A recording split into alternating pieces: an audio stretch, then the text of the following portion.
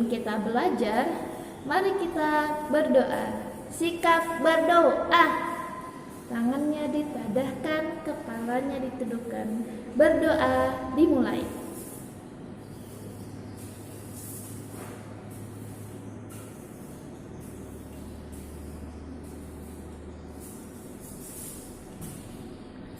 Berdoa selesai. Oke, pada pembelajaran kali ini kita akan belajar 3 muatan. Apa saja itu? Yang pertama bahasa Indonesia, yang kedua IPA, dan yang ketiga adalah SPDP. Tapi sebelum kita memulai pembelajaran, mari kita menyanyikan lagu 17 Agustus. Karena sebentar lagi kita akan merayakan kemerdekaan Republik Indonesia, yaitu pada tanggal 17 Agustus.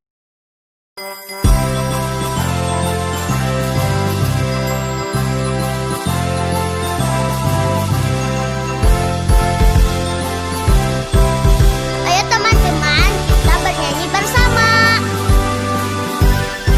17 Agustus tahun 45, itulah hari kemerdekaan kita. Hari merdeka, nusa dan bangsa, hari lahirnya bangsa Indonesia. Merdeka, sekali merdeka tetap merdeka. Selama hayat masih dikandung badan, kita tetap setia mempertahankan Indonesia. Kita tetap setia membela negara kita.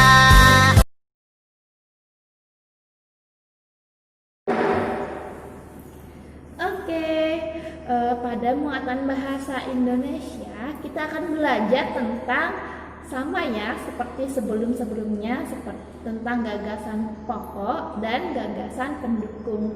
Hanya bedanya kali ini kita akan menentukan gagasan pokok serta gagasan pendukung dari teks yang bertemakan tentang permainan tradisional. Jadi nanti Ibu kirimkan bentuk teksnya seperti apa. Nanti kalian tentukan, setiap paragrafnya dibuat peta pikiran yang berisikan tentang gagasan pokok dan gagasan pendukung.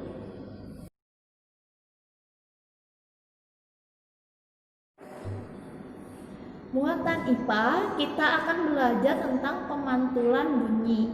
Jadi bunyi itu seperti sebelumnya kita sudah belajar tentang bagaimana sih sifat-sifat bunyi itu.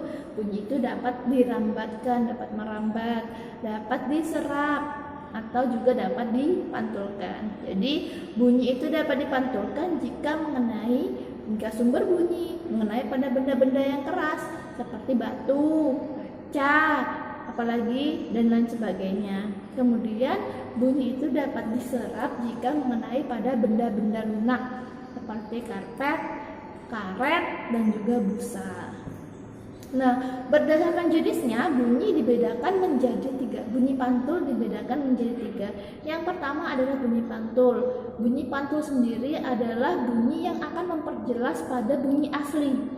Contohnya sumber yang mana sumber bunyi dengan jarak antara sumber bunyi dengan dinding pantulnya itu kurang dari 10 meter. Contohnya saat kita berada di kamar mandi, kan sering itu menyanyi-nyanyi di kamar mandi. Nah, saat kita menyanyi di kamar mandi terdengar lebih keras dibandingkan di ruang lainnya. Kenapa? Karena bunyinya dipantulkan, dan bunyi pantulnya karena jaraknya kurang dari 10 meter, maka dia akan memperjelas atau lebih nyaring dibandingkan bunyi aslinya.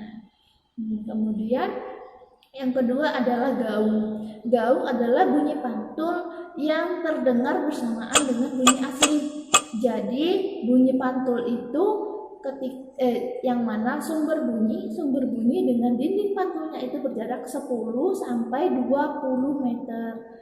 Karena datangnya bersamaan sehingga eh, bunyi yang terdengar itu tidak terlalu jelas. Contohnya saat kita di bioskop, karena jaraknya antara 10 sampai 20 meter, maka terjadi gaung. Bunyi yang ada di dalam bioskop itu kadang sangat mengganggu saat kita menonton bioskop. Kemudian yang ketiga adalah gema. Gema adalah bunyi pantul yang terdengar setelah bunyi asli. Nah, contohnya jarak antara sumber bunyinya dulu. Jarak antara sumber bunyi dengan dinding pantulnya itu lebih dari 20 meter. Gema biasa terdengar saat kita berteriak di atas bukit, di gunung atau lembah yang seperti itu. Jarak antara dinding pantulnya itu lebih dari 20 meter.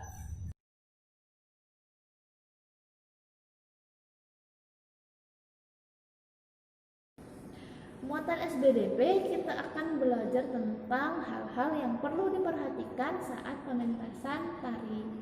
Jadi ada hal yang harus diperhatikan, entah itu sebelum atau saat pementasan. Jadi kalau sebelum kita melakukan pementasan, hal yang perlu diperhatikan yang pertama, gerakannya diingat betul-betul. Gerakan 1 bagaimana, 2, 3, jangan sampai ada yang lupa, dan seterusnya. Jangan sampai ada yang dilupakan. Kemudian selain itu kelengkapan sebelum tarian seperti baju, kemudian musiknya harus dipersiapkan semuanya dengan baik. Kemudian hal yang harus diperhatikan saat pementasan apa aja? Ada 2 juga. Yang pertama tentang gerakan dan teknik tari, yang kedua tentang ekspresi.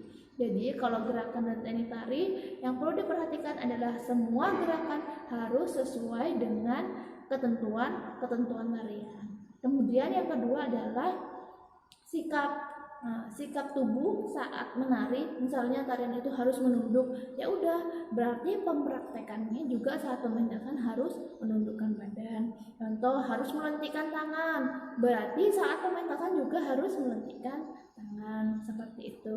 Kemudian gerakan yang digunakan harus sesuai dengan irama.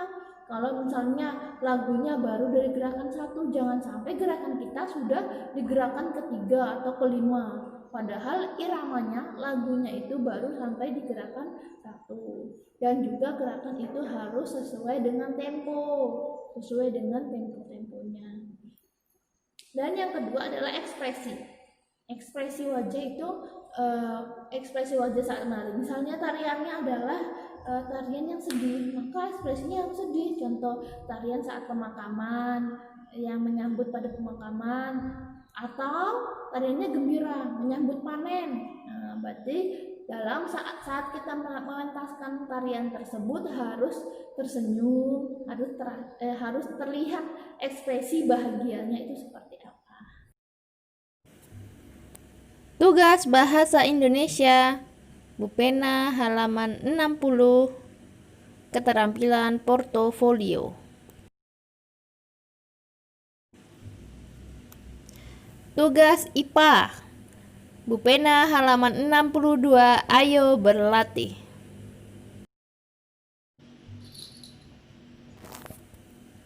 Tugas EP berlatih menari ler-iler dengan video yang akan diberikan dan akan dipentaskan oleh kelompok A serta kelompok B.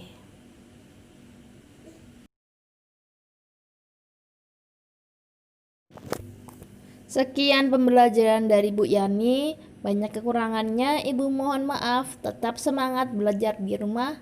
Sehat selalu dan jangan lupa sering cuci tangan dan selalu jaga jarak. Wassalamualaikum warahmatullahi wabarakatuh.